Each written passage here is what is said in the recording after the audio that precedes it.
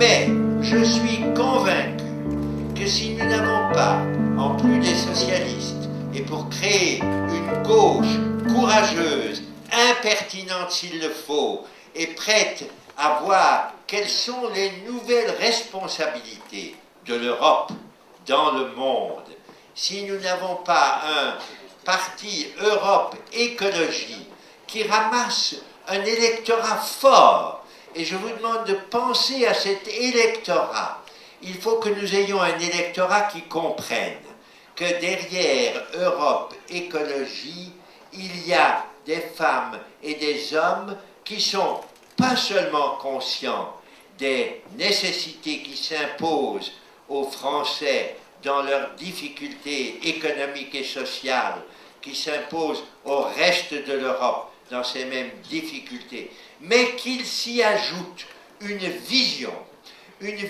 que l'Europe doit pouvoir faire partager au monde entier, parce qu'elle est mieux placée qu'aucune autre région du monde pour mettre derrière cette vision une conception du droit, une conception des obligations des États, une conception des libertés des citoyens qui doivent être défendues par les États. Cette vision-là, cette Europe Écologie qui peut aujourd'hui la porter, et la porter au sein d'un Parlement européen dont nous devons espérer que demain, à la faveur d'une Europe plus fédérale, plus forte, plus ambitieuse, elle pourra donner au monde entier, et notamment à ces grandes régions du monde que nous n'avons pas réussi à faire sortir de leurs problèmes, parce que nous avons mal géré la coopération. Quand j'y pensais tout à l'heure avec Yannick Jadot, nous avons fait un effort ensemble pour que cette coopération au développement devienne quelque chose de véritablement fertile. Et c'est possible. Et c'est là-dessus aussi que Europe Écologie a des chemins à tracer et des luttes à mener. Et quand je me trouve à côté de ce merveilleux, impertinent et courageux José Bové, que j'ai eu l'occasion d'appuyer dans son combat à diverses reprises, je me dis, pour une fois, nous avons un combat qui est mené par des gens, Eva Joly par exemple, des gens qui ont fait la preuve, non seulement de leur intelligence, tout le monde est intelligent, mais de leur courage et de leur nécessaire impertinence. J'ai essayé moi aussi d'être impertinent de temps en temps. Ça ne m'a pas toujours apporté seulement des grands honneurs, dont je n'ai d'ailleurs aucune envie. Je ne veux pas de fauteuil, je ne veux pas d'honneur, je ne suis pas plus juste que mon voisin, peut-être moins juste parce que j'ai fait aussi quelques coquineries dans ma vie, comme nous tous. Ça n'a pas d'importance. Ce qui compte, c'est une vision. Et nous sommes là, vous êtes là, nombreux, à penser que c'est la seule vision qui aujourd'hui peut sortir notre monde mal barré, mal engagé, mal ficelé, de cette trajectoire qui va droit dans le mur de l'économie chaotique, et il faut pour en sortir un mouvement merveilleux, un mouvement fort, un mouvement fier de sa vision Europe Écologie.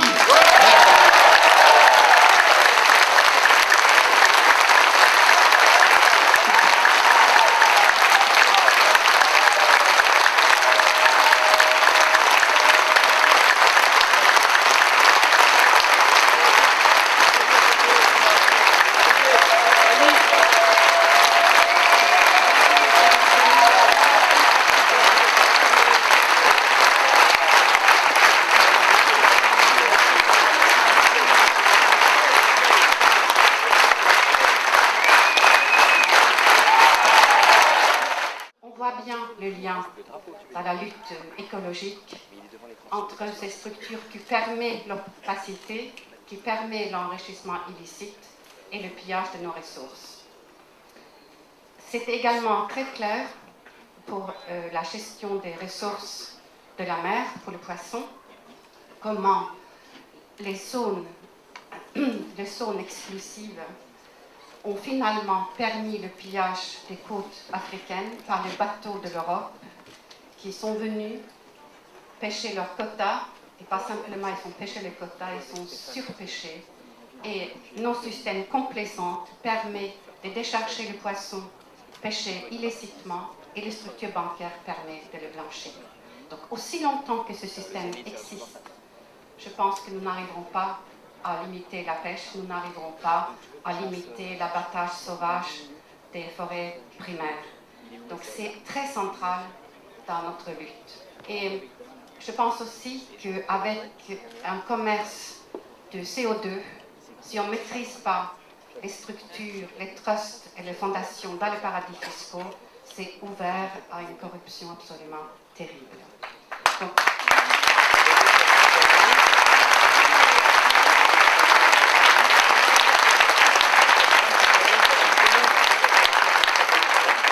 je voulais aussi dire que je suis très fière de faire partie de cette liste, très fière de joindre des femmes aussi merveilleuses que Michel, par exemple, qui a pris la parole, et Hélène.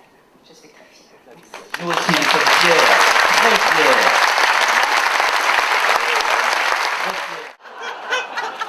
Oui, on a fait couple en course ce matin, ça va très bien. Ils vont finir par se marier avec, vous allez voir.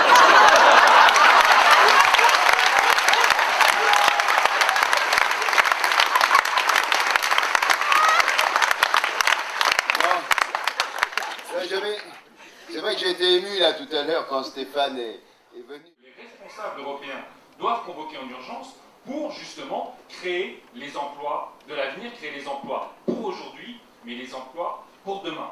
Parce qu'on a une proposition, 10 millions d'emplois en 5 ans. Ce sera intéressant de savoir si les autres rassemblements, les autres partis politiques ont ces mêmes propositions. Et notre idée, c'est qu'il faut les mettre en œuvre en urgence. On ne convaincra pas les salariés de nous rejoindre. On n'arrivera pas à réconcilier l'écologie, le travail, la consommation, les salariés, les consommateurs, les artisans, les pêcheurs, les paysans et les citoyens si on n'a pas ce projet de réconciliation, si on n'offre pas du sens aux emplois qu'on veut donner. C'est du partage du travail, mais c'est de l'emploi qualifié dans nos métiers et c'est de l'emploi qualifié du point de vue de l'intérêt général. C'est ça qu'on va porter. Ça doit être un des messages qui sort aujourd'hui de cette convention, le Bruxelles de l'emploi. On a 10 millions d'emplois dans les 5 ans en Europe. On ne peut pas tourner autour, il faut les mettre en place. Ça, c'est très important.